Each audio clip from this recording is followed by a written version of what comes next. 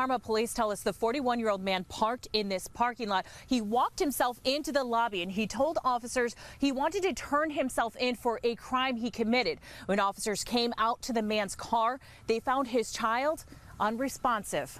That 45-year-old woman has burns all over her body. She is in critical condition.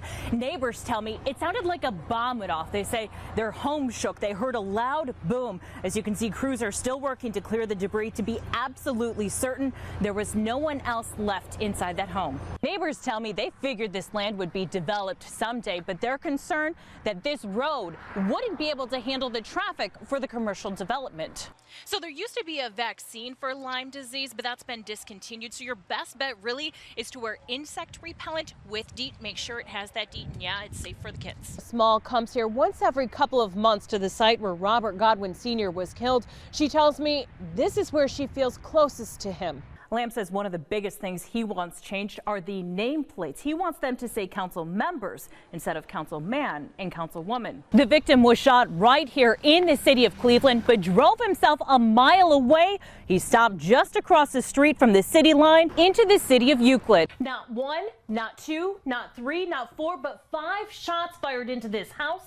The scariest part, Jennifer's 13-year-old son was sitting right inside. The postal worker managed to get the woman's keys. He went to a neighbor and asked them to call 911. Hatch says it's possible for the drones to fall out of the sky. He says the way technology has advanced, it's pretty uncommon. Going door to door showing the little boy's picture, hoping someone would know who he is.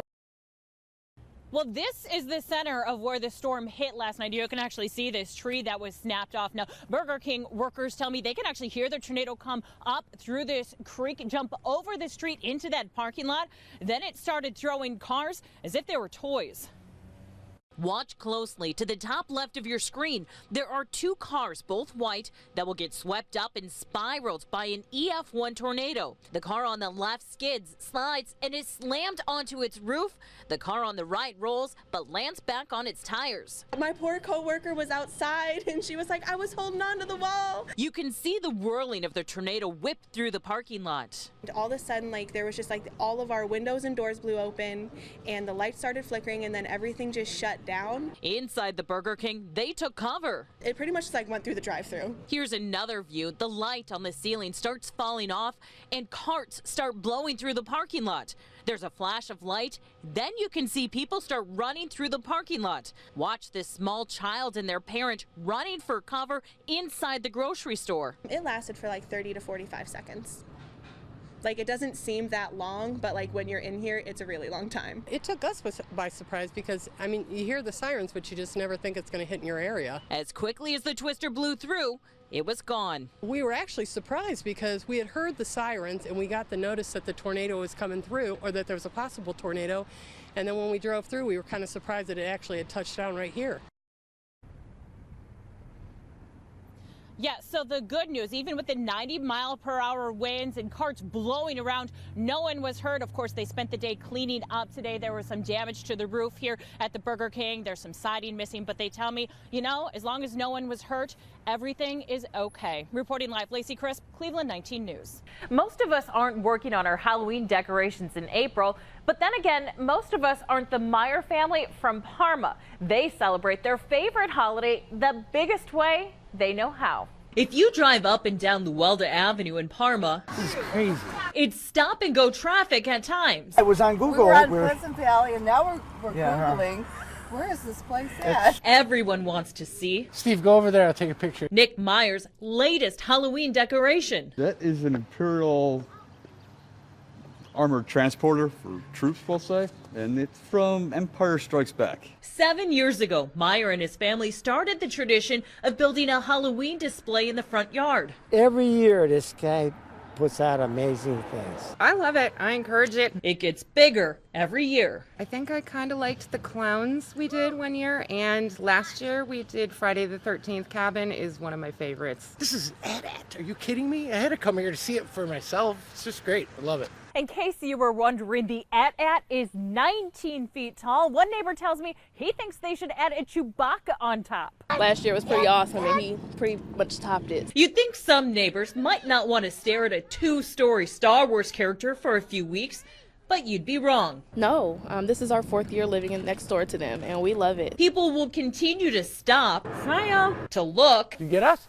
and take their picture. Do you know who this is? No, it's been nonstop since it's been up. Until the first week of November, when they take it down. But it's pretty popular. And then it's brainstorming time to find a theme for next year. Who knows what he's going to come up with for next year.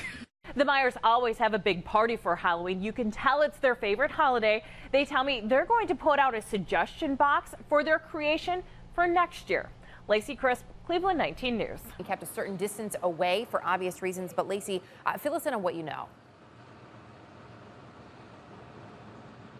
Yeah, and actually they just moved us back not too long ago, about another block away from where the house actually is. If you can see down the street, the SWAT team, U.S. Marshals, Cleveland Police have all been on the scene a little over 3 hours. Now, they are looking for Tommy Griffin III. He is a former Cleveland police officer. He was arrested back in January for assaulting, kidnapping, and raping a woman. He is set to go on trial on Monday, but on Saturday, he cut his GPS ankle monitor and hasn't been seen since. Now, I spoke with his daughter yesterday. He was staying with her, and when she left for work on Saturday afternoon, she said she talked to him. He said he was going to make pierogies for dinner, so she had no clue that he was going to take off. She said his car was still in the parking lot of her apartment when she got the call saying, hey, do you know where your dad is? His GPS monitor had just been cut.